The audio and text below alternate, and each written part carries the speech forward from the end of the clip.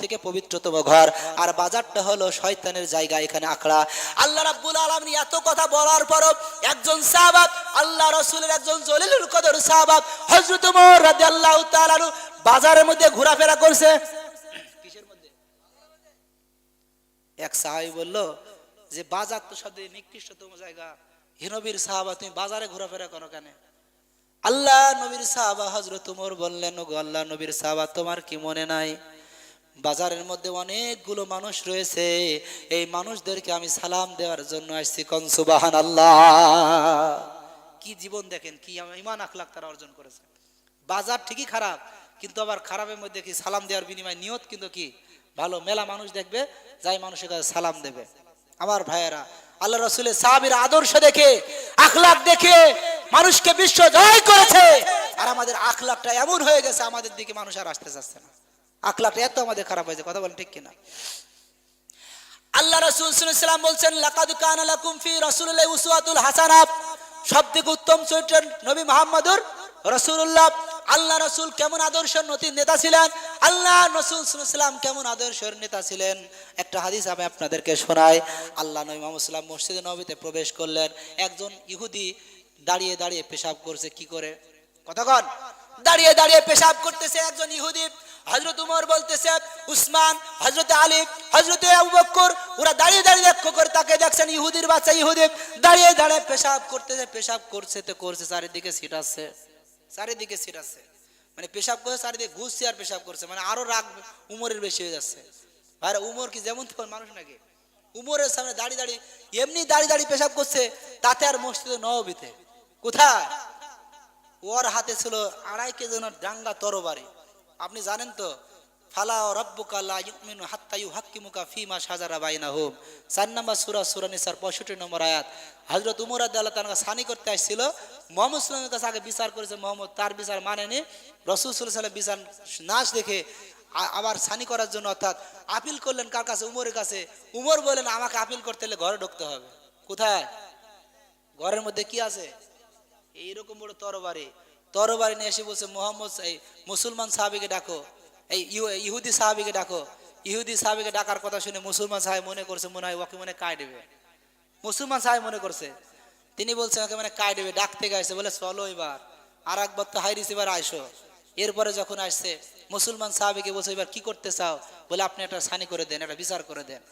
আল্লাহ নবীর সাহাবা হযরতে উমর রাদিয়াল্লাহু তাআলা এমন বিচার করলেন, এমন জোরে একটা কোবমালের মুসলমান সাহাবীর গর্দান কেটে তার দেহ থেকে তার ছন্ন ছাড়া হয়ে গেলেন। কোন সুবহানাল্লাহ। মানে এমন একজন তেজি একজন উমর ছিলেন। বুখারীর হাদিস রয়েছে, উমর যে রাস্তা দিয়ে হাঁটে ওই রাস্তা দিয়ে শয়তান পর্যন্ত হাঁটে না, শয়তান পর্যন্ত হাঁটে না।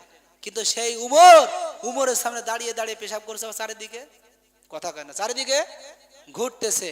উমর এমন একজন মানুষ ছিল, আজকের জামানায় কোন সত্য ছেলে যদি খাবার না খায়, আমরা বলি বাঘ আসছে খাবার খা। বাঘের কথা শুনে ছেলেরা খাবার খায়, আর ওই জামানায় বলতো উমর আসছে। উমরকে দেখে এত ভয় পাইতো। বুখারী একটা হাদিস আসছে, আল্লাহ রাসূলের 11 জন স্ত্রী একসাথে ছিল। আল্লাহ রাসূল স্ত্রীরা, আল্লাহ রাসূল যুদ্ধ থেকে ফিরে এসে বসছে, চারিদিকে স্ত্রীরা এসে বলছে, আমার ইয়া লাগবে, আমার ও লাগবে। আল্লাহ রাসূল বলছে, তোমার যদি বেশি কিছু লাগে আমাকে তালাক দাও, যে আরেক জায়গায় বিয়ে করো, তালাক দিয়ে আরেক জায়গায় বিয়ে করো। আল্লাহ রাসূলের স্ত্রীরা তিনি মনক্ষণ হয়ে বসে বললেন। এরপরে উমর রাদিয়াল্লাহু গলা খাকাত দিলেন, সালাম দিলেন, আসসালামু আলাইকুম ইয়া আহলাল বাইত। উমরের শব্দ শুনে আল্লাহ রাসূলের স্ত্রীরা সব যার যার কামরায় ঢুকে পড়েছে। কোন সুবহানাল্লাহ।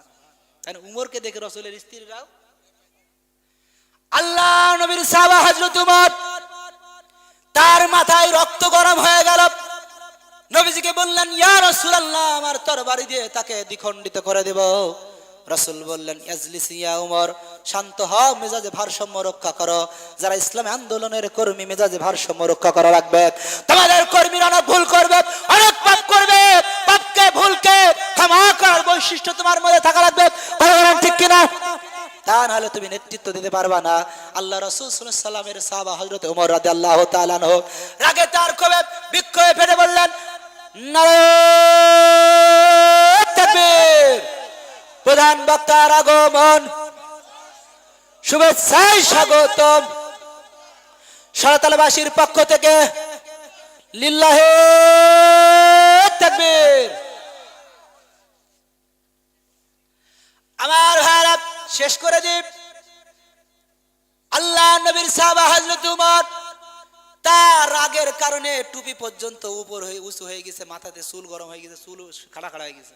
যারা দেখবেন রাগী মানুষ চুল খাড়া হয়ে যায়, উমরের চুল খাড়া হয়ে গেছে। উমরকে দেখে আল্লাহ রাসূল বললেন, উমর তুমি একটু শান্ত হও, তাকে পেশাবটা করতে দাও। আল্লাহ রাসূল সাল্লাল্লাহু আলাইহি সাল্লাম তাকে থামায় দিলেন, পেশাব কমপ্লিট হয়ে গেল। ইহুদিকে ডাকলেন, ইহুদিকে ডেকে বলছেন, ওরে ইহুদি তুমি কি জানো নাকি এই জায়গাটা কি? বলে আমি জানি না এই জায়গাটা কি। বলে এটা হলো মসজিদে নববী, এটা মুসলমানদের উপাসনার জায়গা, মসজিদ ঘর, এখানে পেশাব করা যায় না, এখানে আল্লাহর ঘর, এখানে ইবাদত করতে হয়। তিনি ইহুদি বললেন, ওরে আমি তো জানি না, আমার ভুল হয়ে গেছে। ইয়া রাসূলুল্লাহ আপনি যদি আমাকে একটা বার যদি নিষেধ করতেন আমি তো পেশাব করতাম না। আল্লাহ নবীজি বললেন, ইহুদি গো তুমি যদি পেশাবের মাঝখানে তোমাকে বাধা দিতাম তোমার কষ্ট হইতো। কি হইতো? কষ্ট হইতো। ইহুদি এই শব্দটা শোনার পর সঙ্গে সঙ্গে রাসূলের হাতে কালেমা পড়ে মুসলমান হয়েছে। কোন সুবহানাল্লাহ। দেখেন কত বড় বিনয়, কত নম্র, কত ভদ্র মানুষটা ছিল। আপনি উমরের দিকে তাকিয়ে দেখেন, উমর ছিল একজন ডাকাত ছিল।